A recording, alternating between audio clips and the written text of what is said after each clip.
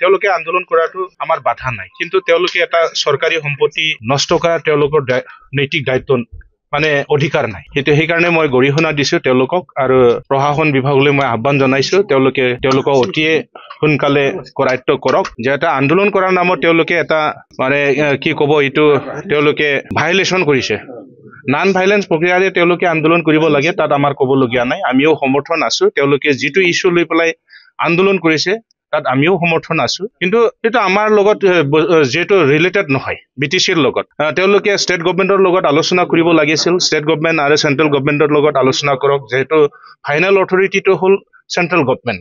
আৰু ইয়াতে আমি দেখা পাইছো যে তেওঁলোকে যি ধৰণে আন্দোলন কৰিছে যোৱাকালি, জাঠি জং লৈ পেলাই মানে যিটো আমাৰ এছেম্বলিক তেওঁলোকে এটেক কৰিলে, ইণ্টেনশ্যনেলি তেওঁলোকে কৰিছে। উদ্দেশ্য হয়তো আছিল তেওঁলোকৰ, আমাৰ যিসকল বিষয়ববীয়া বা আমাৰ MCLA আছে তেওঁলোকক হয়তো মাৰ্ডাৰ কৰাৰ হয়তো এটা ইণ্টেনশ্যন আছে বুলি আমি এইটো ধাৰণা কৰিব পাৰি। আৰু মই এইটোও ভাবো যে যিহেতু আমি আন্দোলন কৰি পেলাই আমাৰ বড়ো ভাইসকলৰ তেজৰ বিনিময়ত আমি এই BTCটো পাবলৈ সক্ষম হৈছো, এই যে BTC এছেম্বলি ইয়াত বড়োসকলৰ তেজৰ বিনিময় আছে, গতিকে তেওঁলোকে অপমান কৰিছে, আমাৰ শ্বহীদ ভাইসকলক তেওঁলোকে অপমান কৰিছে। সেইকাৰণে মই তেওঁলোকক গৰিহণা দিছো, ভৱিষ্যতে যাতে তেওঁলোকে তেনেকে কামত লিপ্ত হোৱাৰ পৰা যেন আঁতৰি থাকে, আৰু যদি আন্দোলন কৰে তেওঁলোকে কৰক, ডেমক্ৰেটিক পদ্ধতিৰে তেওঁলোকে কৰক, ভাইলেন্স তেনেকে আনিব নালাগে, নন ভাইলেন্সেদি তেওঁলোকে আন্দোলন কৰক, সেইটো মই তেওঁলোকক অনুৰোধ জনাইছো।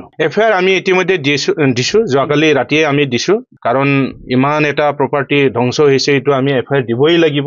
চৰকাৰে ব্যৱস্থাটো ল'বই, প্ৰশাসনে ব্যৱস্থা ল'বই লাগিব তেওঁলোকৰ ওপৰত, আৰু অতি সোনকালে ব্যৱস্থা ল'বৰ কাৰণে মই আহ্বান জনাইছো প্ৰশাসন ব্যৱস্থা।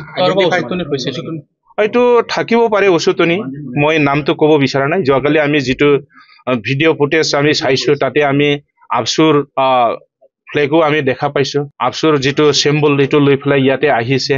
কিছুমানে কৈছে আমি ট্ৰাইবেল ষ্টুডেণ্ট হয়, আমাৰ মানে ট্ৰাইবেল লগ বাদ দি পেলাই আৰু অন্য 6 জনগোষ্ঠী তেওঁলোকে ট্ৰাইবেল কৰাটো সহ্য কৰিব বিচৰা নাই।